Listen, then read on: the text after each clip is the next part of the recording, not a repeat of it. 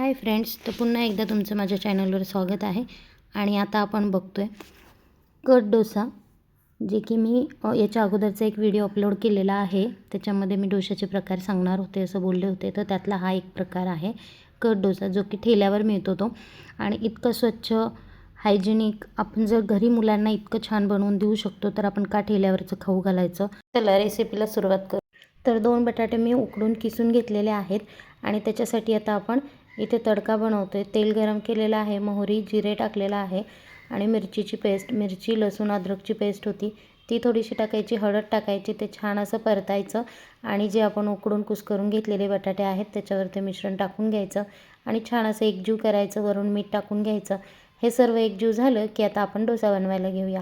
तर कट डोसा बनवण्यासाठी इथे मी अर्धा पेला बॅटर तव्यावर टाकलेला आहे आणि बघू शकताय किती स्मूथली डोसा बनतो आहे.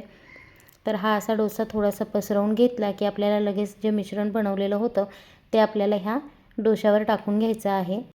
आणि आता तुम्ही म्हणाल आपण बटाट्याची भाजी तर केलेलीच असते, तर मग आपण ती का नाही टाकू शकत. तर त्याच्यामध्ये आपण बटाट्याच्या फोडी केलेल्या असतात, त्याच्यामध्ये कांदा असतो, तर त्याच्याने आपला डोसा फाटतो. त्याच्यामुळे आपण ते नाही वापरू शकत. त्याच्यासाठी खिसलेला बटाटा घ्यायचा असतो आणि उकडून किसलेला बटाटा त्याच्यामध्ये आपण वरून फोडणी द्यायची.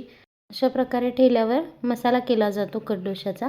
आता वरून आपण बारीक चिरलेला कांदा पसरवायचा आहे. छान असा कांदा सगळीकडे पसरवून घ्यायचा. याच्यावर आपल्याला नंतर मिरची पावडर भुरभुरवायची आहे. हा कांदा पसरवून झाला की वर थोडीशी अशी मिरची पावडर आपल्याला स्प्रेड करून घ्यायची आहे. मिरची पावडर टाकल्यानंतर आपल्याला वरून थोडंसं तेल टाकून हे सर्व मिश्रण एकजीव करायचं आहे. म्हणजे तव्यावरच करायचं आहे डोसा गरम असतानाच, म्हणजे ते पटकन होतं, स्प्रेड होतं सगळं तेलामध्ये. तर इथं आता तेलाची अशी धार टाकून घ्यायची छान. तेल टाकल्यानंतर आपण उलटण्याने छान असं ते स्प्रेड करून घ्यायचं, म्हणजे जे आपण लाल तिखट टाकलेलं असतं ते सगळीकडे लागतं आणि कांदा पण निघत नाही त्यातला, तो चिटकून बसतो डोशाला.